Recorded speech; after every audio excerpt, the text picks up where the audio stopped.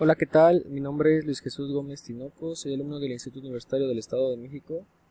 Curso la materia de Derecho Constitucional y el día de hoy les voy a hablar acerca de la unidad 7 que se llama Ejecutivo Federal, de los temas 7.1 al 7.2.9. El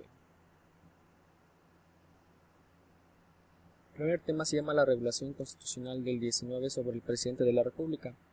El poder del régimen mexicano es presidencial, de ahí se deriva como antecedente de que el poder ejecutivo sea unitario, es decir, unipersonal, depositado en un presidente, que es al mismo tiempo jefe de Estado y jefe de gobierno. El presidente es elegido por el pueblo y no por el poder legislativo, lo que le da la independencia frente al legislativo.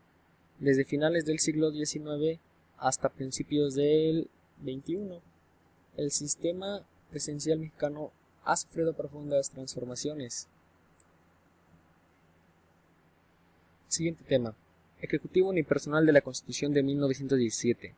En México, el Poder Ejecutivo de la Federación, de acuerdo con el mandato constitucional de la Constitución mexicana de 1917, recae en una sola persona, según lo expresado en el título tercero, capítulo tercero, que en su artículo 80 establece que se deposita el ejercicio del Supremo Poder Ejecutivo de la Unión en un solo individuo, que se denominará Presidente de los Estados Unidos Mexicanos.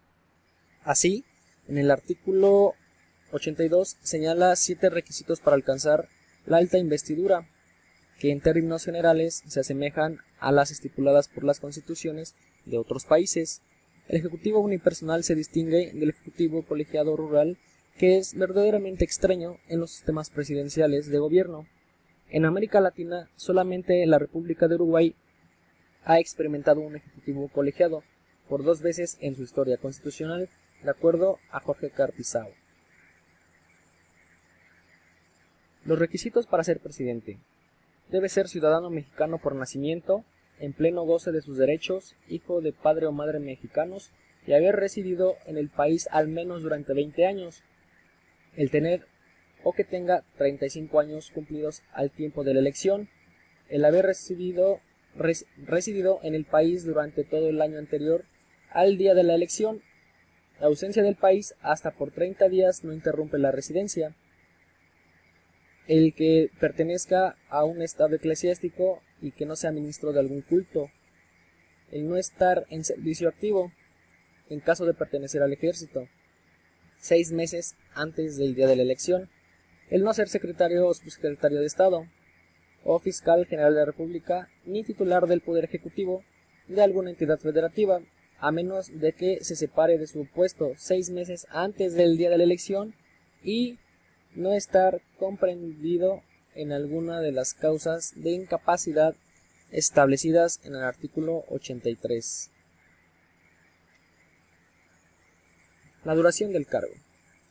El presidente entrará a ejercer su cargo el 1 de octubre y durará en él 6 años. Su forma de designación, valga la redundancia, es elegido mediante voto directo y universal. Una vez electo, él entrará en funciones el 1 de diciembre del año de la elección. Su cargo dura un periodo de 6 años sin posibilidad de reelección, ni siquiera en el caso de haberlo desempeñado como interino, provisional o sustituto. Procedimientos constitucionales en caso de faltas absolutas y temporales. En caso de falta absoluta del presidente de la República, en tanto el Congreso nombra al presidente interino o sustituto, lo que deberá ocurrir en un término no mayor a 60 días. El secretario de Gobernación asumirá provisionalmente la titularidad del Poder Ejecutivo. En este caso no será aplicable lo establecido en las fracciones 2, 3 y 6 del artículo 82 de la Constitución. Quien ocupe provisionalmente la presidencia no podrá remover o designarlo a los secretarios de Estado sin autorización previa de la Cámara de Senadores. Asimismo, entregará al Congreso de la Unión un informe de labores en un plazo no mayor a 10 días, contados a partir del momento en que termine su encargo. Cuando la falta absoluta del presidente ocurriese en los 2 primeros años del periodo respectivo, si el Congreso de la Unión se encontrase en sesiones y concurriendo, cuando menos las 2/3 partes del número total de los miembros de cada cámara, se constituirá inmediatamente en el colegio electoral y nombrará en escrutinio, o sea, en escrito.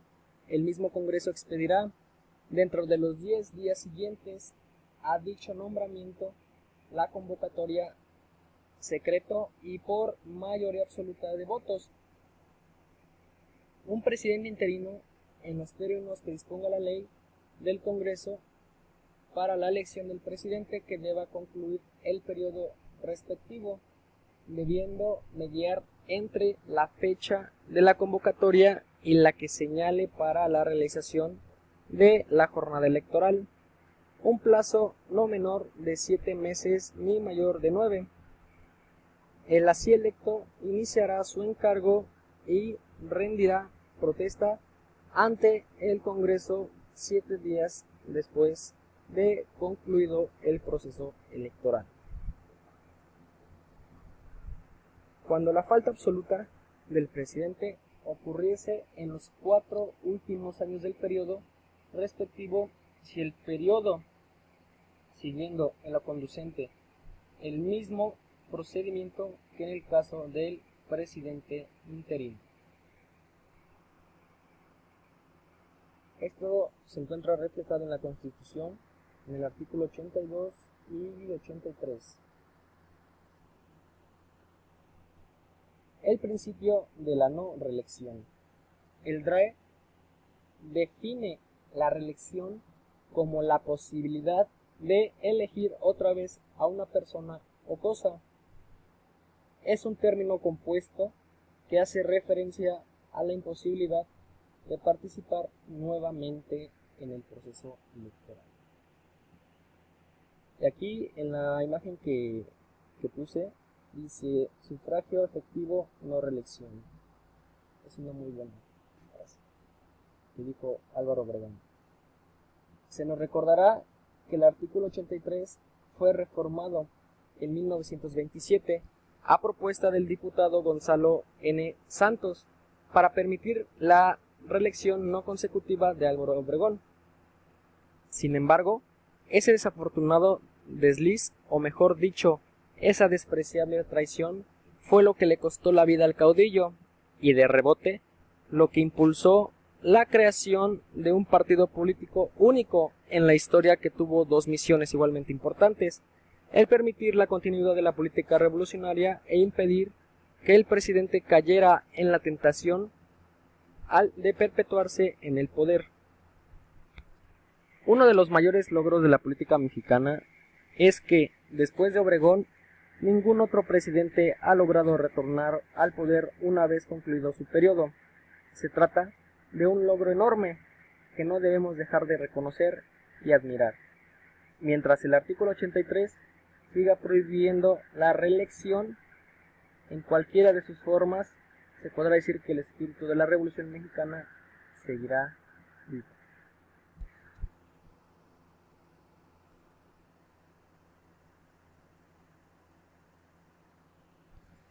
El presidente como titular de la Administración Pública Federal. El presidente de los Estados Unidos mexicanos contará con el apoyo directo de la Oficina de la Presidencia de la República para sus tareas y para el seguimiento permanente de las políticas públicas y su evaluación periódica, con el objeto de aportar elementos para la toma de decisiones sin perjuicio de las atribuciones que ejercen las dependencias y entidades de la Administración Pública Federal en ámbito de sus respectivas competencias. El presidente designará al jefe de dicha oficina. También se puede decir que es un conjunto de órganos que auxilian al Ejecutivo Federal en la realización de la función administrativa. se compone de la administración centralizada y paraestatal, que consigna la Ley Orgánica de la Administración Pública Federal. Paraestatal es dicho de una institución, de un organismo o de un centro que, por delegación del Estado, coopera a los fines de este sin formar parte de la administración pública.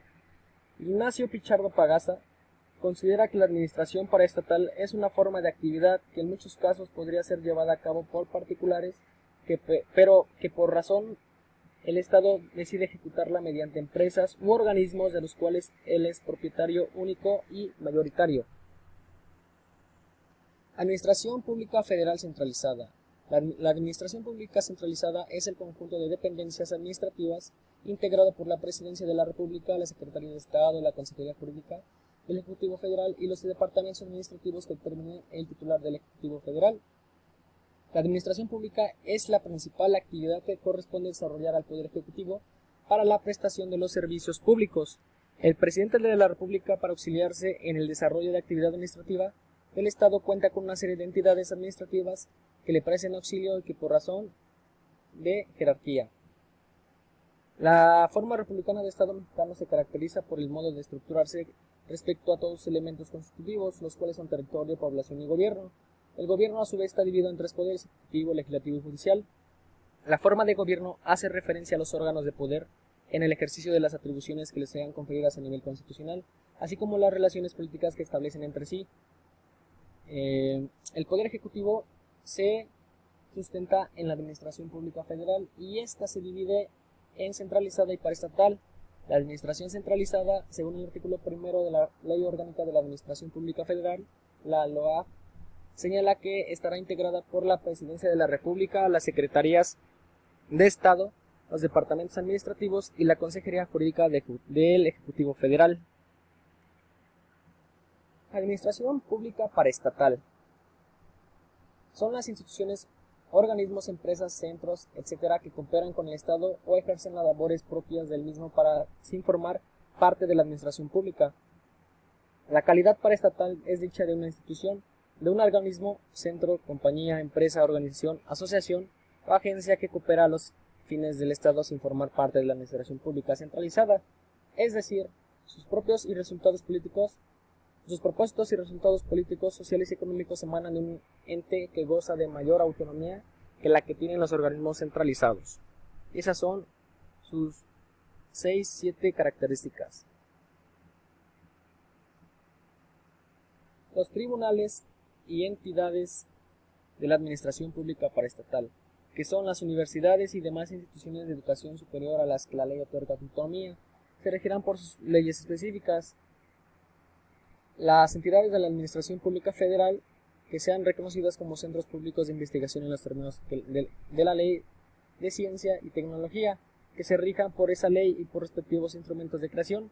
Solo en o no lo previsto se aplicará la ley presente.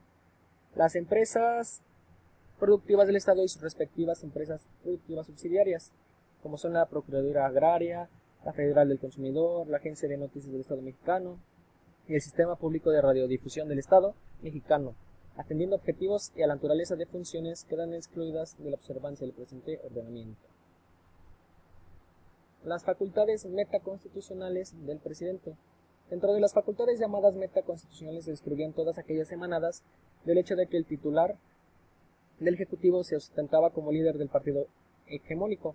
Esto en función de que una vez que la estructura de dominio y organización interna del partido se centralizó bajo el mando del Comité Ejecutivo Nacional, CEN, y dentro de este en el presidente del mismo, que a su vez era una persona que era nombrada por el Ejecutivo, presidente de la República, adquiría el control inherente sobre la organización del partido hegemónico y sobre las nominaciones más importantes de la clase política, que podía designar a su sucesor, y nombraba senadores, gobernadores, diputados, presidentes municipales y etcétera.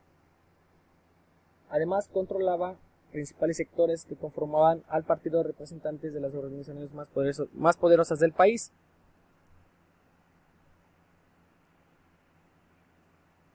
Bueno, esto es todo de mi parte, espero les haya quedado claro todos los temas que se abarcaron, se llevaron a cabo, y Para más dudas o aclaración me lo pueden hacer en mi canal.